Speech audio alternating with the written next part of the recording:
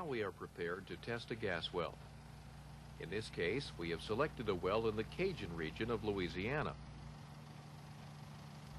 It is a discovery well, and as soon as the fellows here finish flanging up the wellhead, it will be perforated, brought in, cleaned up, and tested.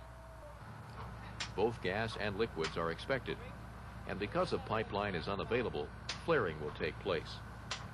The testing contractor is called just after the well is perforated, and he should be set to test by about the time it is cleaned up.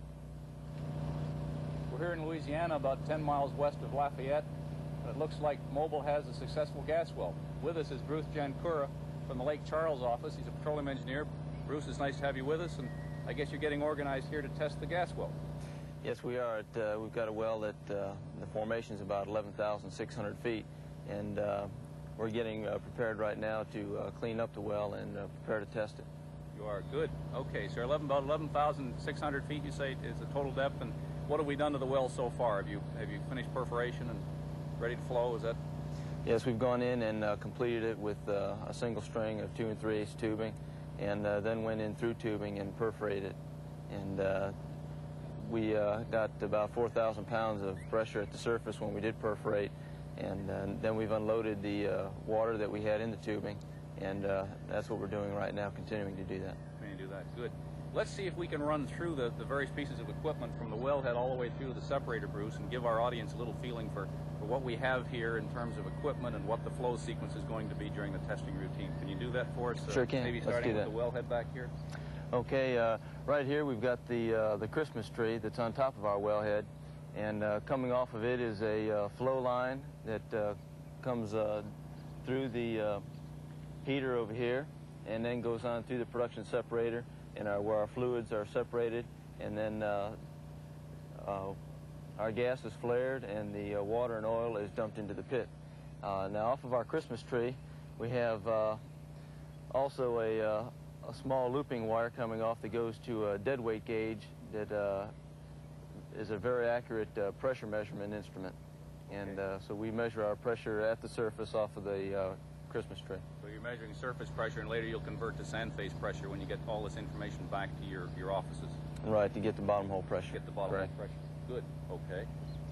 So your flow then comes from your Christmas tree, you measure your pressure here at the surface, and then the next stop where the fluids go is into your heater. Exactly. Okay, let's walk over to the heater then and see what we've got there. Here, Dave, we've got our line heater where we're heating up the gas that comes off the wellhead out of a 20/64 choke, and comes into our heater and is heated up in a water medium, and comes through an adjustable choke right here where we can adjust our different flow rates and get our 4-point test. Then the gas comes out, well, all the gas and liquid comes out of this pipe here and then onto our production separator. So basically what you're doing here is heating up the fluids coming out of the wellbore so that when they're stepped down in pressure, that temperature loss is going to be such not to form hydrates. That's really one of your critical reasons here. And this is your key control on the flow rate coming from your well. This adjustable choke here is going to control the flow rates during your 4-point test. Exactly. Okay, good. Well, let's move on then, Bruce, and see what we do further downstream as we get to the separator. Okay. This is the test separator. We've got our flow coming in from our heater into the high pressure separator here, and we have a low pressure separator on the other side. This separates all the gas away from the liquids, whether it be oil and water or just oil or water, one or the other. It takes all the gas and separates the liquid out of it. And then the gas comes out on this other end, and it can be sampled as it comes out through this port into a sampling bottle right here. So we get a gas sample that can be sent away to a lab and analyzed for its gas properties. Also, we're getting a temperature of the gas as it comes out from that port. You've got a thermal well right here measuring your temperature. Yes, right. And these roll meters here are coming from the low pressure separator measuring the water and the oil. The gas continues down and comes through an orifice meter where we have an orifice plate. This is what an orifice plate looks like. It fits in in the flow tube itself and has a hole through the middle. And this hole provides a means for drawdown across it, so that on this meter we can measure the differential pressure and the static pressure upstream and downstream of the orifice plate.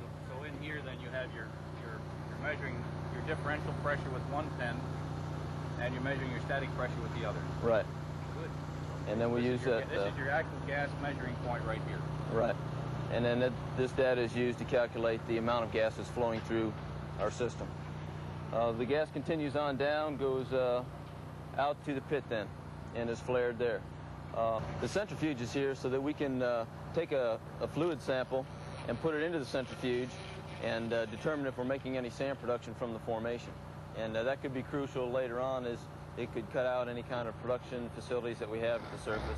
So we need to know exactly how much sand production we're making, or if we're making any at all. All right, so what you're saying is you're trying to make the rate so you won't have sand production, but you want to sample just to be sure that that's happening. Right.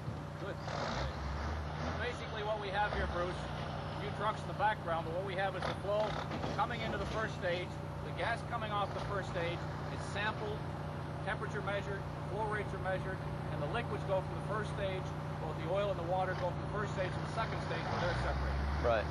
Let's walk over there then and look at the second stage of separation. Okay. On the back half of the skid, we have the low pressure separation, where we're taking all of our liquids off of our high pressure side and then separating the condensate and water in this separator, and they get sampled in these sampling pots. So this side is the condensate sampler, and this is the water sampler over here. These are the ports here where we can take a sample off and put it in a jug, send it to a laboratory, and get some analysis done on it. From these sampling pots, it goes down the flow line and then out to the pit here behind me. So we're flaring all the condensate that comes out, and the water is just dumping into the pit. Okay, Bruce, so basically what we have here are the liquids are being separated, measured, sampled, some low pressure gas, its temperature is measured, the low pressure gas then is metered, and it goes to the pits as well. Right. Good. I notice all this equipment here. Is this really Mobil's equipment, or do you get a contractor to come out and do this test for you? It's a contractor's equipment.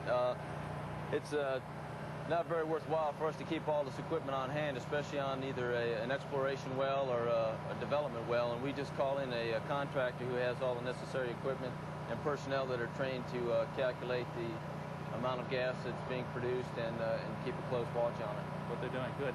Let's talk for a minute, if we can, about the tests you're going to run here as soon as we've got fully rigged up and the wells cleaned up.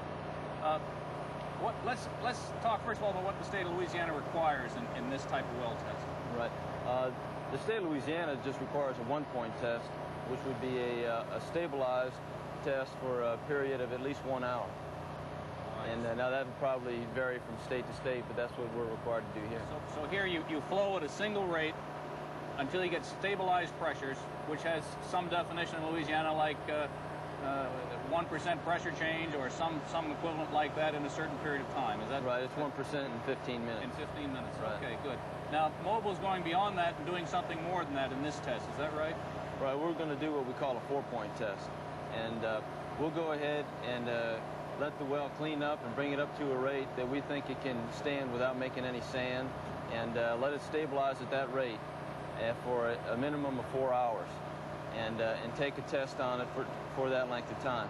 And then we'll cut back on our adjustable choke at our heater and let that pressure stabilize at that rate, and then we'll take just a 1 hour stabilized test at that rate, and then 2 lower rates after that, and then we'll shut it in and let it build up and get a good shut-in pressure on it. Shut-in pressure after your full test. So what you're doing then is what we call the conventional 4-point test. You'll take the information you get from this test, take it back to your offices, and calculate your deliverability of this well. For what reason? Why do you want to have that information? Well, to find out if the well's commercial, for one. And if the well is commercial, then if we can determine whether we've got the right size tubing in it by using various analysis methods on it, and then making sure that our formation is producing properly without very much restriction at the formation phase. plus you're looking at contract demand probably, and you want to know what this well can make over its lifetime, Right. with or without compression. In this case, probably not compression, but in other cases, you'd have to add your compression sometime Right. later on. Good. Well, I think that's all the questions I have, and I sure want to thank you for being with us today, letting us share your well and your test facilities here, and let our audience learn a little bit about how gas wells are tested. Well, I hope it was helpful and I enjoyed it. Thanks a lot, Bruce, for coming Okay. up. And so now we know that a conventional back pressure test was conducted. Stabilization was rather fast. Both liquids and gas were produced. Coning and sand production were avoided. And the well was produced in the reverse sequence of rates to prevent liquid buildup in the well bore. No H2S was present in the gas, and pressures were measured at the wellhead. The test facilities were as we had seen earlier, and as is shown here for a sweet, wet gas. The flow system and function of each piece of equipment should now be familiar to you. The data collected during the test of our Louisiana gas well was interpreted by Bruce. After calculating sand face pressures and flow rates, he plotted the results as shown here. The data points and back pressure curve yielded an AOF of 24 million cubic feet per day. Note that N has a value of 0.983 and C one of 0.00116. This is certainly a nice well to have. The full interpretation is in your manual. Before ending this program, we should take a few moments to list some of the possible uses for gas well test data. Specifically, we would suggest the following: to determine whether a well will be commercial, to satisfy the regulations of state agencies, to determine allowable gas production rates, to design processing plants and pipeline extensions, to serve as a basis for gas sales contracts, to support deliverability and compression studies, to determine well spacing and field development programs, to plan cycling programs, and to determine the need for stimulation. The test, then, has many potential uses, all of which are based on the ability of the well to produce over its lifetime under certain assumed conditions. Your knowledge and application of proper testing procedures is an important link in the development and ultimate production of the well. We trust that you now understand the elements of gas well testing and are prepared to undertake a test yourself. Good. Now is the time to test that well, to get the needed practical experience. But don't forget to use this video program and manual for ready reference when the need arises. Now stop the tape and work exercise 7. Good luck.